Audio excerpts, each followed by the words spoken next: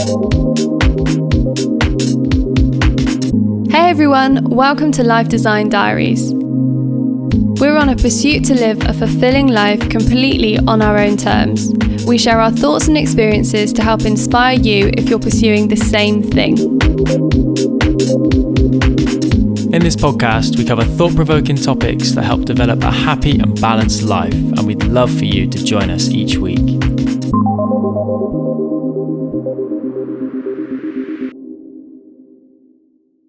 Today we want to talk about the topic or the word selfish. As recently, someone praised me for being selfish and I was immediately offended. And then kind of led me into thinking and reading a little bit more into why it was praised and how you can think about selfish in a positive light rather than the actual dictionary definition of it being really negative and self-centered and only being concerned for yourself. Yeah, so why do you think that someone praised you for being selfish? So I think probably because we are recording this from Thailand and we're in our 6th month of travelling, and we packed up our happy lives and kind of left our family and friends to go and pursue something that we really, really wanted to do. I think after reading a little bit more about what other people say about the importance of being selfish and having a positive selfish and a negative selfish, where it's I guess for me, the easiest way to kind of identify the two, positive and negative, if you're negatively selfish, you're very self-centered, very self-absorbed, and that creates a sense of bitterness, and you're not available to help other people, and you're pitching yourself against the next person and trying to get ahead for all of the wrong reasons. Whereas if you're positively selfish, you have identified something that you want, and you're going out to get it. And I think along with that comes like an understanding of your self-worth and your happiness. And if you're kind of in tune with that, then you're more available and open and more level to help other people and kind of share the love. I think, if you want world peace, you've got to start with the peace within yourself, without getting too fluffy and too up for yourself. So yeah, it's been like a really interesting one because as I said, I was like immediately annoyed that and kind of worried about what other people think, and I thought it was a really interesting one to talk about because many other people probably go through the same thing, and it's not actually a bad trait to have an element of this like positive selfishness about yourself. Yeah, like you say, if you kind of rewire the definition to it going after what you want in life. Yeah. And I guess then with that it's understanding people's fear of why they don't do that. And I guess a big part of that is other people's opinions. Yeah. I mean, like, I'll totally caveat this and say, like, it's very easy for me to say this because I'm a white English woman, married, straight, and I don't have any massive ties. So I understand how it could be difficult for the next person, but I don't think it's unachievable. If you've been unwell or you're a carer, I think there's a massive action that you can take by just understanding your situation, accepting it, moving on from any bitterness or resentment that you have about what's happened, and kind of moving forward in a positive way. If you are in a situation where you might be stuck at home or somewhere that you don't like, you have a choice to either stay doing that, but you need to be accepting of that, or you can move away and do what it is that you're looking for, but then accept the consequences of those feelings of maybe guilt or whatever. But the whole point of this is to have like a sound mind around what you want and how you can go and get it. Yeah, and know that you are in control of either decision. Yeah, totally. Yeah. Which, goes back to the whole topic of life design and why we're here, I guess. Because this is what we want to do at the moment. Yeah, completely. And I guess with that is about when you know and I guess take accountability for the fact that everything you do in life is your own decision, then you no longer become a victim to any external situation. And so, yeah, like you said, it could be easier. You know, someone can absolutely say an argument towards us that it's easy for us to talk about this stuff because there's not been any, you know, we've had ups and downs throughout our lives, of course, but there's not been any huge traumas that we can really point to, yet someone else may have that in their life. But again, I wonder, what would you say our current situation is down to the theory of life design, even before we were aware of what we would of life design or design of the control that we have? Do you think that we have massively put ourselves in this position rather than falling into it? Yeah, absolutely. I think so.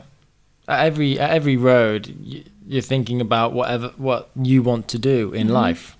And so I think the positive selfishness, like you said, is a good trait to have, because you have to, you know, at the end of the day, we only get one life. So you have to know and have a feeling and try and do what you want to do. And I absolutely understand that there's loads of external factors that stand in the way of that.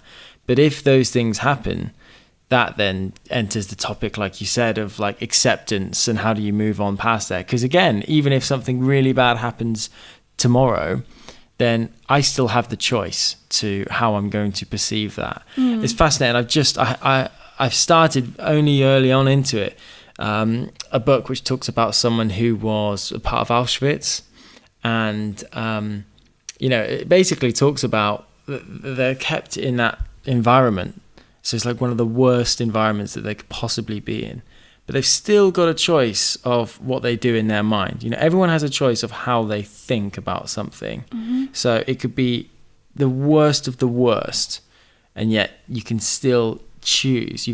No one can take that power away from us as humans. Is how you think about a certain thing, and then how you want to behave about it. Yeah. And so, yeah, you can look at what you want to do and understand all of the stuff which happens around you, but you always have the choice. Totally. I think it's really interesting because you have to be in the right mindset to be able to accept that way of thinking as well. You know, I think everything that happens to us, you have the opportunity to take it as a gift and a learning. You know, like if you have been in a life-threatening car accident, actually the gift from that is you have stood in the face of your mortality, so you can understand what to do with the rest of your life, which is something I haven't had the gift of. You know, I'm still fanning around with a few things trying to work it out, but actually, you know, really trying to understand the positives of everything, and like wishing the best for people, like people that you might fall out with or have crosswords with. I am trying to like really default always, rather than feeling angry or frustrated or annoyed, but actually learning from those people around how I don't want to behave, or like what can I learn from that situation, rather than waste energy on like getting angry or frustrated. Just really practicing like being very self-aware and not letting those other people or other situations really mess with my flow of things, which I think all of these things go back to having a real inherent understanding of like your values, what you want and how you want to live your life, which can be selfish. Yeah, exactly. And it's okay to say that in a positive way, because without feeling the guilt that may be attached to that. Like some people feel guilty that they're putting their intentions first.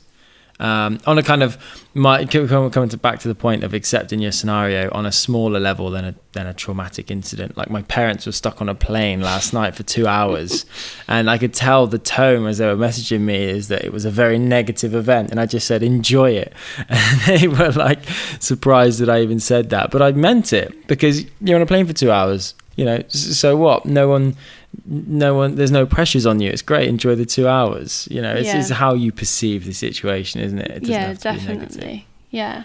So why do you feel people feel guilty about putting their own intentions first? Yeah, it's interesting because I have been someone that definitely suffers with like guilt. Like I default to guilt whenever I kind of feel like I'm having a good time or feeling successful or whatever. I'm always like, oh yeah, but what about, which I'm trying to stop because that's no good to anybody. And I think I think people feel like that because they don't want to upset anybody else. I think that's the biggest reason people feel guilty, because they don't want other people to feel less than them, or they feel like they should be sympathetic, which keeps you down on the level and down with other people. If you are being sympathetic to someone that's starving, you might limit your food, but actually you should nourish those people with food rather than starving yourself. So I think applying that mentality to being like positive and progressive and happy and motivated and inspiring on whatever level that is, I think that's, rather than feeling guilty, you should understand that you should feel the absolute opposite because you spread that message to other people. Essentially, every human being, it's like our biology. We're all born to be happy. And I think that some people... we're all born wanting to be happy. Yeah, well, we're all searching for happiness, aren't we? And I think that maybe in this society where, or not necessarily society, but maybe in this day and age, when we are bombarded with like marketing, money, the material things, like the world is so pushed around by money, that we quickly become really confused with what brings us like fleeting happiness, which might be a new handbag, a new car, a new house, with what actually is like inherent happiness. Like, what are the small things that bring you happiness or joy every single day?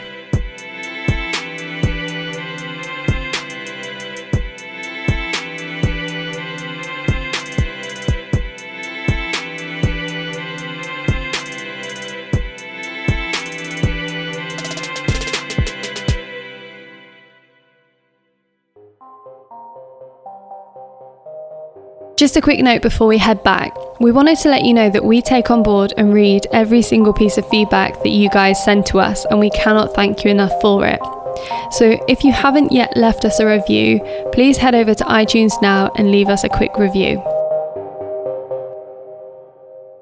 I actually, on the plane the other day, did a really good exercise where I just sat down and like jotted down. I don't normally do things like this, but it really helped me be more like conscious around taking a moment to really enjoy life without being too fluffy, because we are coming to the end of this first part of our trip, so we've only got about 3 or 4 weeks before we're back in the UK, and I'm super conscious that actually at the moment, I'm really looking forward to seeing my friends and family and having a good coffee and the little things that I miss. But I know quickly that I'll miss being away with you. I'll miss looking at palm trees. So I'm really trying to like every day take on board those things. So I wanted to read out some of the questions that I wrote down to then answer, which I did answer. I'm not going to read the answers because some of it's quite... They're interesting questions for people. Yeah, and it really helped me. So the first question is, what would bring me more joy? So thinking about, not necessarily, these aren't material things. So what would bring me more joy? So one of the things that I really would like to learn about is aromatherapy. So I feel like that would bring me joy in like learning something new, and then I think actually using that knowledge in the aromatherapy itself. So I really would like to learn about that, which I've written down. What holds back joy? So a lot of these things are also insular. So I don't actually think one thing that I've written down here is about anybody else apart from me and how I think and my behaviour. So that's also very important to remember. Yeah. So what holds back your joy? And you will find generally that it all comes from you. What negative things do I do which makes joy fleeting? So an example might be spending too much time on social media, because I could be having a wonderful day, jump online, and I might see something that hinders that, or jars me in some particular way. How can I change joy from a state to a trait? Now, I've taken that question from a book called The Book of Joy, which is a book that the Dalai Lama and Desmond Tutu came together, collaborated on. It's very good. I highly recommend it. And basically it talks about happiness and pleasure is a state. So you might have an amazing brownie and that might bring you happiness, but it doesn't last. That gooey warm center, that doesn't last. But maybe so that's happiness. That's happiness and pleasure, which is a state. It's like it happens and then it goes. But a trait is something that is like deep inside you that happens all the time. So I'm generally quite a smiley person. I've always been like that. That's a trait of mine. So, an example might be meditating. By meditating, you become more self-aware, more in your own mind. So that helps you become, it brings joy as more of a trait than a state. Mm-hmm. What brings me joy and happiness? So also this was a really interesting exercise to go through, looking at the things in my life that do generally bring me happiness, but what things always make me feel happy, whether it's actually happening right now. If I think back, how does it make me feel? So whenever I can, I absolutely love looking at the stars, and that always brings me a lot of joy. And then where do I place blame when I'm annoyed? So this is something else that is very insular. You need to look at yourself. So how can I quickly leave an irritated state back into being joyful? How can I override those defaults? So what's a good example? Like if you suffer with road rage, like my dad, for example, he's terrible. He's a very good driver, but he's a terrible road rage for road rage. That's putting it mildly. So how can you try to stop yourself defaulting back to that mindset?